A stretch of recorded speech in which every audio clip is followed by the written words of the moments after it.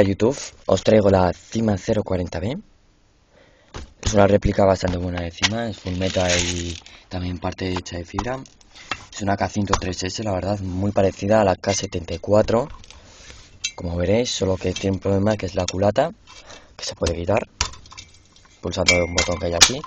Y tenéis aquí la parte del final que se diferencia un poco. Luego está la CM040, que sí que se parece solo por la culata. Es un arma bastante buena, pesará unos 3,5 kilos y como ya he dicho es de fibra y de metal. Totalmente, yo creo que no hay nada de plástico. Te trae una batería en 8,4 voltios que tiene una potencia de 430 fps y un cargador de 550 bb. Bueno, yo me compraría otro porque si vas a jugar son pocos. Bueno, como veréis, aquí tienes el hop-up, aquí lo tenéis, y aquí tenéis el modo semiautomático o automático. Ahora estaría en automático, semiautomático y seguro. Bueno, a ver, os enseño un poco cómo tira para el sonido que veáis.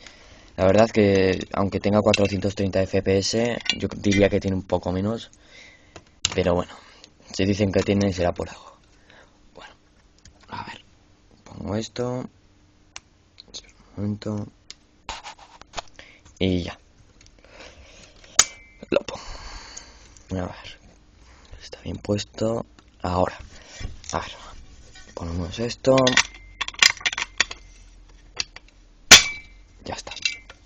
Bueno,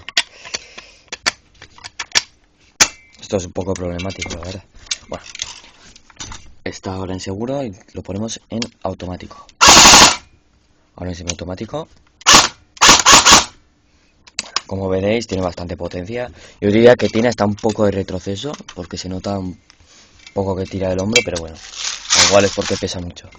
Bueno, aquí os traigo YouTube, la CM040B, la compré por el software del regimiento, la verdad que muy buena. Ella he jugado con ella, destroza cualquier cosa, eso sí, pero bueno, aquí tenéis la hoja de instrucciones, bueno, un poco de todo.